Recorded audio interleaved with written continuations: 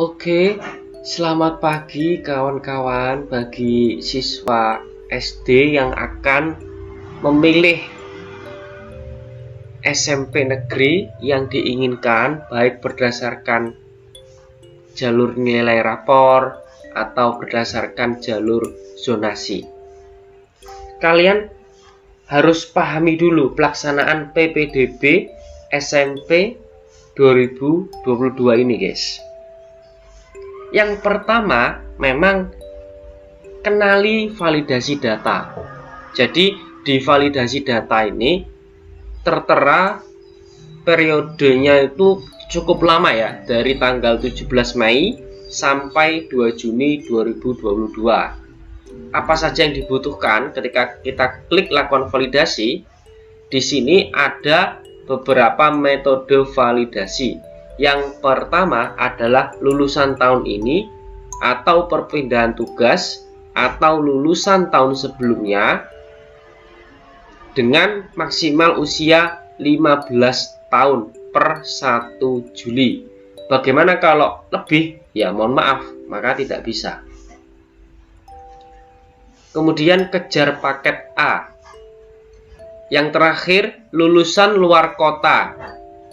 Di sini kalian harus pahami, lulusan dari sekolah luar kota Surabaya dan memiliki KK Surabaya. Ya, ingat ya, KK Surabaya yang menjadi syarat utama bagi siswa lulusan luar kota Surabaya.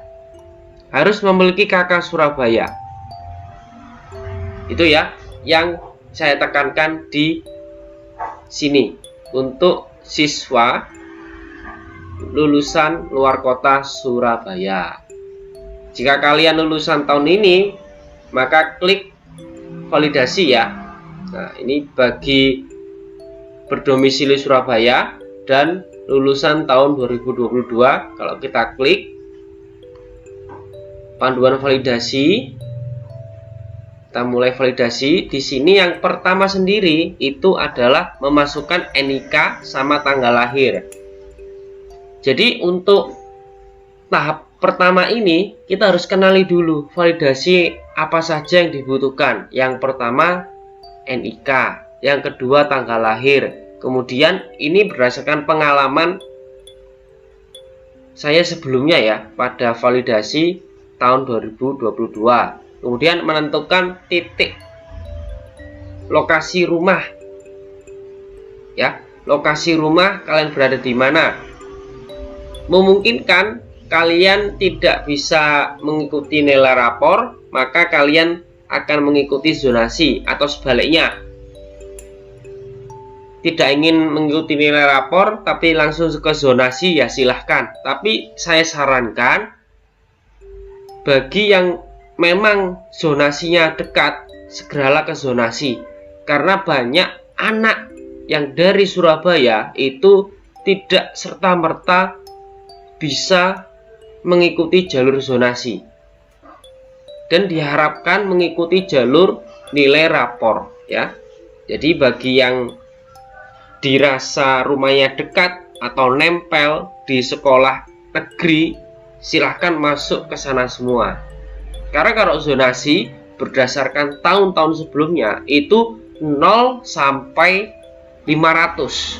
Bahkan ada yang kurang dari 500. Mungkin saking populasinya di sana itu banyak siswa yang mau menuju ke SMP, maka bisa jadi 0 sampai 300 meter yang diterima pada sekolah tersebut. Pagu dari zonasi presentasinya tidak banyak.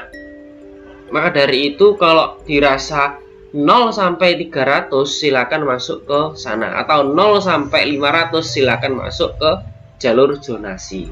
Seperti itu. Itu berdasarkan tahun-tahun sebelumnya. Kemudian di validasi ini kita membutuhkan siswanya. Jadi siswanya itu dilatih untuk memverifikasi data secara daring. Ada fotonya dia. Jadi yang dimaksud validasi data ini melakukan verifikasi diri ya guys ya. Ada fotonya, kemudian nanti anak itu akan diminta untuk tanda tangan secara online seperti itu. Loh, apakah nanti bisa pengaruh kalau tanda tangannya ganti? Semisal ini kan baru pertama kali si anak melakukan tanda tangan atas nama dirinya. Jadi yang di sini itu bisa ganti. Nanti yang dipakai ketika dia lulus dari SMP. Tapi sewajarnya mulai dari kelas 4 SD itu harus diajari tanda tangan atas nama pribadi, baik itu parafnya juga harus diajari ya, supaya apa? Ketika menemui hal seperti ini untuk dilakukan validasi, si anak telah memiliki tanda tangan atas nama pribadinya sendiri. Karena di sini nanti ada pola tanda tangan atas nama pribadinya sendiri, guys. Itu ya, itu berdasarkan pengalaman tahun-tahun sebelumnya. Ketika ini sudah selesai, muncul tuh yang namanya status MBR. Nah, ini yang perlu dipahami. Jadi status MBR itu tidak serta-merta yang awalnya MBR bisa jadi di sini tidak MBR. Mungkin karena faktor beberapa ya, contohnya bug atau memang sudah tidak lagi dinyatakan MBR. Jadi disinilah penentuan MBR atau tidaknya, guys. Itu ya juga berdasarkan tahun-tahun sebelumnya. Mudah-mudahan kalian tidak mengalami hal demikian ya. Status MBR kalian mudah-mudahan di kali ini masih melekat ya. Kalau ada status MBR, maka kalian berhak untuk mendaftar jalur afirmasi warga.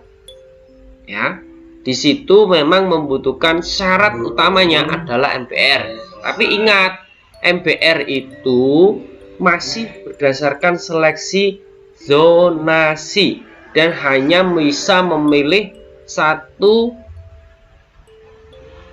sekolahan saja. Tapi nggak apa-apa, silakan daftar bagi kawan-kawan yang berada di MBR. Karena kalau misalnya nggak lolos, kemudian kalian lolos di jalur nilai rapor, silakan itu sebagai bukti kalau kalian telah mengikuti jalur MBR. Karena apa? Karena PPDB Surabaya itu menginginkan siswanya mengikuti seluruh jalur jika syarat dari itu terpenuhi. Contoh kalau orang umum, kalau dia milih MBR, yang pertama memang harus MBR. Ikuti aja MBR, meskipun tidak lulus disimpan sebagai arsip. Ikuti jalur rapor, mudah-mudahan di rapor lulus. Kalau lulus, MBR dibawa menandakan bahwasanya atas nama anak ini itu tergolong MBR. Lumayan nanti dapat bantuan ya. Jadi bantuan dari SD tidak terputus sampai SMP, bahkan nanti SMK juga demikian.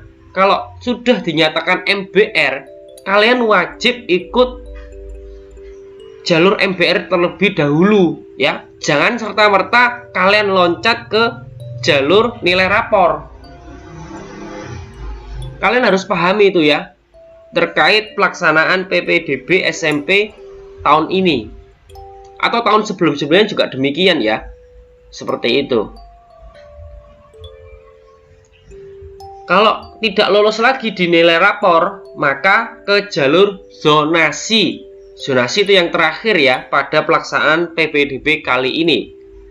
Kalau nggak lulus lagi, ya apa boleh buat, semua berkas-berkasnya wajib dibawa ke jalur mitra warga sekolah swasta. Di sekolah swasta, kalau dia tergolong atau berstatus MBR, maka akan mendapatkan diskon.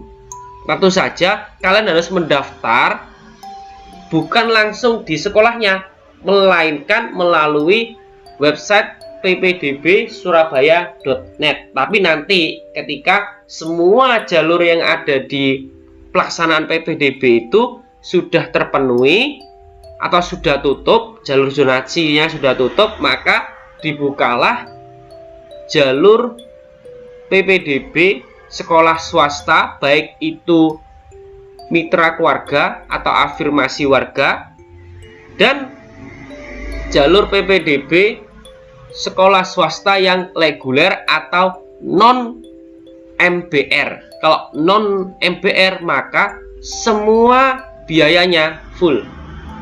Kalau MBR maka akan ada bantuan di situ. Tapi ingat, pagunya juga terbatas kalau itu ya. Tidak serta-merta banyak. Jadi posisikan, kita harus tepat. Oh, pagu sekolah swasta ini sekian.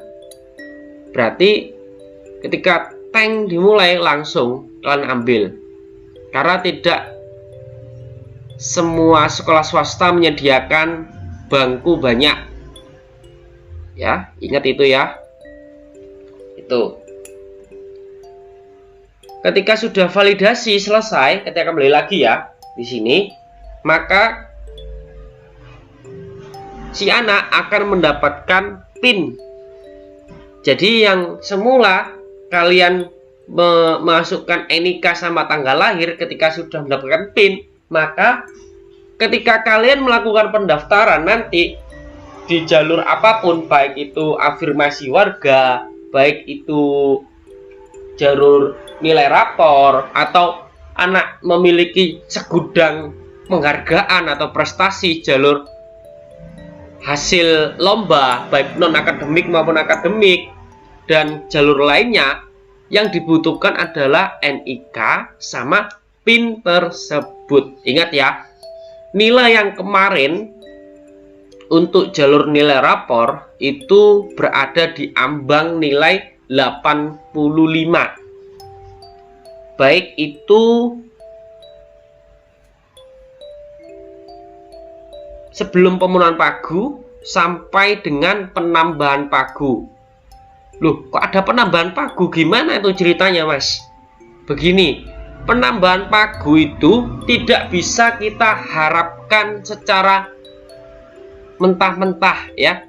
Tapi yang tidak ada pemenuhan pagu itulah yang menjadi kompetisi sebenarnya. Jadi ibarat penambahan pagu itu bejo-bejoan ya.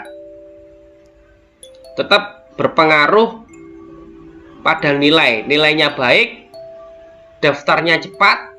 Ketika ada penambahan pagu, berdoa sekencang-kencangnya supaya anak bisa masuk ke dalam negeri. Seperti itu ya guys ya.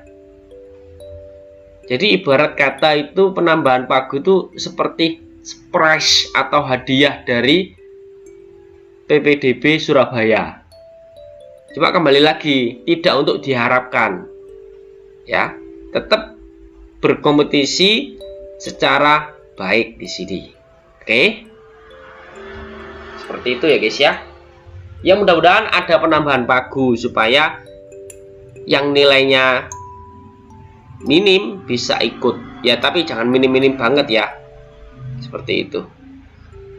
Pokoknya ketika pemilihan PPDB silahkan berhati-hati ya, berhati-hati. Kalau yang nonton ini bapak-bapak atau ibu-ibu yang sedang mengikuti PPDB SMP, baik anaknya dari sekolah manapun, dari negeri, dari swasta, silahkan ketik di kolom komentar ya guys ya.